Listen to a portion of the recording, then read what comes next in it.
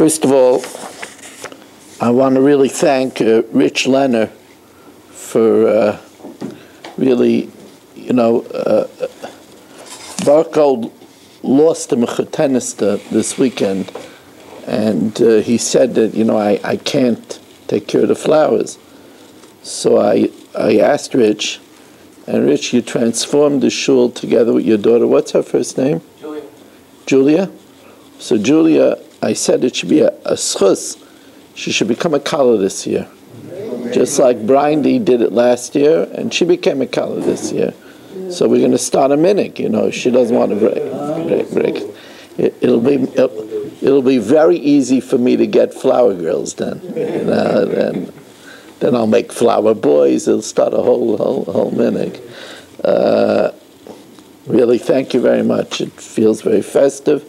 Honor to the Torah. The idea is that around Har Sinai, it was the middle of a midbar. And Hashem made a miracle, and it grew greenery and flowers. So this is the idea. It's Zeicher of Har Sinai, and it's really fitting. Thank you very much. Yesterday, I spoke about Yom HaMiyuchas. Following Yom HaMiyuchas is the Shloshis Yimei Agbola. The Shloshis Yimei Agbola, today, people say, oh, you don't say Tachna. That's what Shloshis Yimei Agbola means to people. You don't say Tachna. But in the olden days, in the Alta Haim, people took off from work, Shloshis Yimei Agbola, and they were found in the Beis Medrash. They say over that towards the end of his life, the Ger Rebbe lived in Yerushalayim. I think it was Dimrei Emes, and he would come into the Beis Medrash on Shloshis Yimei Agbola, and he would look around sadly. He would say that in Alta Haim you couldn't find a seat in the Beis Medrash during the Shloshis Yimei Agbola. People took it very seriously to prepare before Kabbalah Satira. So it is a time of preparation and to prepare and to say to ourselves, this we're re-accepting the Torah anew. What is going to be our new commitments to Torah? To think about that. To think about newfound time to learn Torah, new Torah projects. I mean, you have to let me know, because I want to know how many extra Gemaras I have to get for the Daf Yomi, Coming very soon to Bava Basra. Tonight we're learning Daf Kuf Gimel and Kuf Dalid. It's over Kuf Yud Tes, so then we're starting Bava Basra. Beautiful Masechta to start Daf Yomi with. So, I want to know, do I order 10 more Gemaras, 20 more Gemaras? I want to know how many people are going to start coming to the Daf Yomi. I know I'm thinking small, but my Shred told me, think small and you'll get big, so think small. Okay. That's why I'm recording now, because we're learning Tublat tonight, so to get ready for Yom Tov. Was dedicated by the Fisher family, Nishmas Basi Bas Robert, Shlomo ben Avram Alevi, Perel Bas Ruvain, Lili Nishmas, Shlomo ben Mordechai, Fu Shalema, Yom Moshe ben Chai Sarah, and the Schus of Avram and Yom Benish B'Malki Hudis and family, Yom Klugman and family, Fu Shalema for Meir ben Chai Sarah. They should all have a Fu Shalema B'Sech Shachal Yisrael. Now, the Kusim, there was a whole question of whether their conversion was sincere. They were attacked by lions. They had a wide-scale conversion. The Tana of our Mishna holds Kusim Gerei Emesein, that they were sincere Gerim, until later on they were found worshipping the Dumas Yain on Hagrizim. But the Tana of our Mishnah holds that they are Gerei Emes, sincere Gerim, but they didn't take certain mitzvahs seriously. So, Kol Get Sheyesh Alav Eid Kusi Pasel. any document, a get is a document, any document that has a Eid Kusi is possible. Why? Because by other documents, the two witnesses don't have to sign in the presence of one another. And therefore, the fact that a kosher yid signed doesn't show that he held that the kusi was a good kusi, because he didn't see him. Chutz megitei nashim v'shechrurei avadim, except for gitei nashim, the get of a divorce and emancipation of slaves, because there, if you have two witnesses, they have to sign in the presence of one another. So therefore, if there was one kusi, we say it was good, because the Yisrael wouldn't have signed it unless he knew the qualifications of the kusi.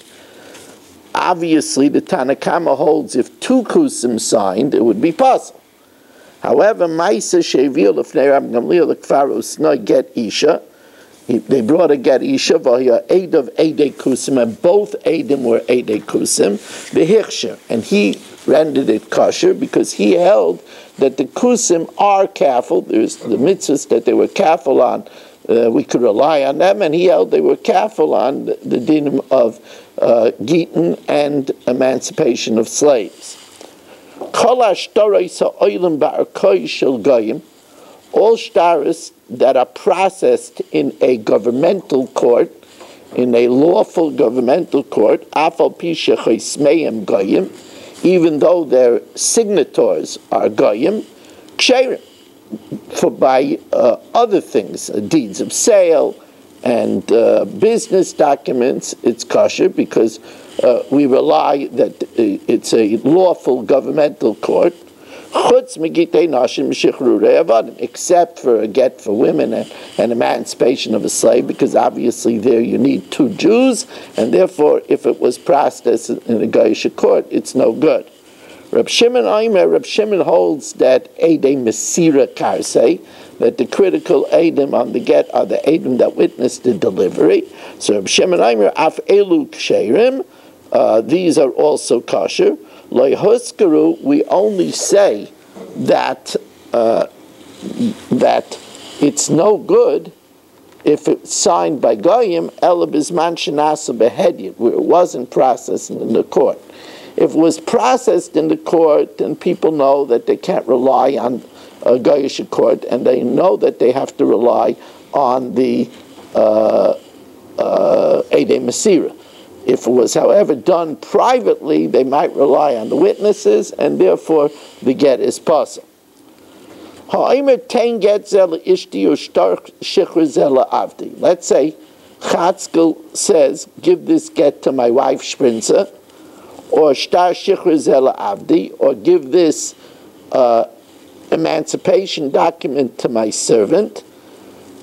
The din is that the shliach cannot be mekabelit on behalf of the woman or on behalf of the servant, because zachin lo-adam shalai b'fanav ve'ein chavin lo-adam shalai b'fanav, and it's a chav for the wife to lose her support, and it's a chav for the eved to lose his support. So imratza lachza b'shneim, if the husband or the Adon wants to retract before it gets to the hands of the wife, or if it gets before it gets to the hands of the servant, Yazar. Divrei Rameya, that's the opinion of Rameya.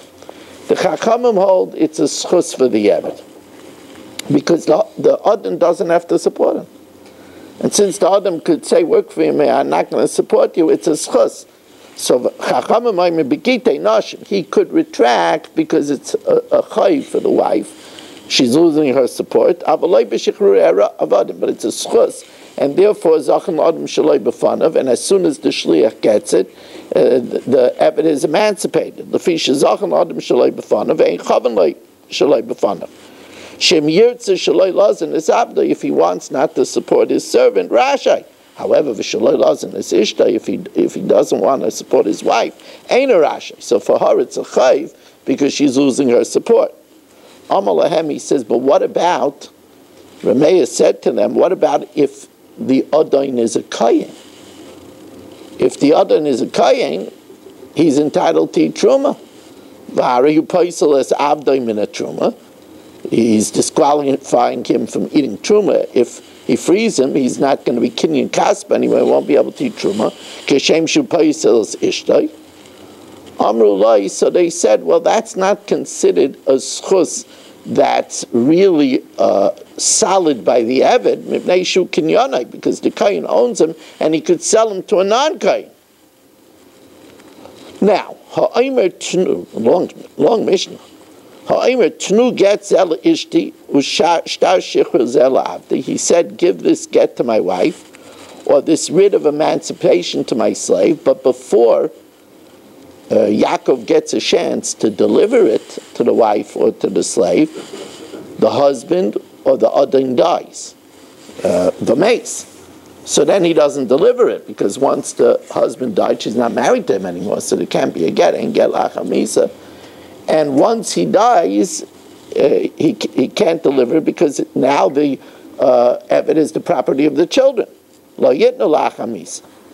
However, if he says tnu manal ish plaini, if he says a dying man says give this $100 to Chatzkel v'meis, and he dies, since divrei shchiv meirah kiksuvim u'kemesurin damo, since the words of a shchiv meirah are like it's signed, sealed, and delivered, so it was delivered already while he was alive, then yitnu lachamisa, then it should be delivered after his death. Two other things. Number one, I just had a simcha just delivered by ear. By ear. I don't know where it came from, maybe from China, I don't know. But my new printing of Power Benching just came off the press. If anybody wants to purchase a copy and I could sign it for them, it's $25. I have a bunch of them here. So if you want to have it and read it for Yom Tov, it's really a very nice sefer for the whole family. The other thing I wanted to say is we have a simcha tonight. No, nobody else became a chassan. No. The simcha that we have tonight is we're finishing the mitzvah of Sfira. You know, it used to be in a lot of shuls they would serve cheesecake. You know, when you finished Sfira, there is a simcha b'siyuma shel mitzvah, the completion of a mitzvah. One of the simchas of Tu B'Av is on Tu B'Av, they stopped cutting wood for the Mizbeach. They called it Yom Tavar Magel, the day that they broke the axe, because after that already the sun wasn't so strong and there would be worms in the wood. And it's a simcha to finish the mitzvah of cutting the wood for the Mizbeach. It's a hard mitzvah to make sure that you do it on time and you don't forget so many days in a row, ritzufais. It's a chashuv mitzvah. And I want to say, I'm not just saying it stamazai. I believe that after we count Sfira is an eis ratzon to ask Hashem for something. Because that's what it says, that when you finish a mitzvah, it's an eis ratzon. Hashem eis ratzon. So it's a good time to pray for something that we need from the Rabbeinu Shalom, and I ask that Rabbeinu Shalom should give us all to be mamalik kol mishal yiseinu l'tova.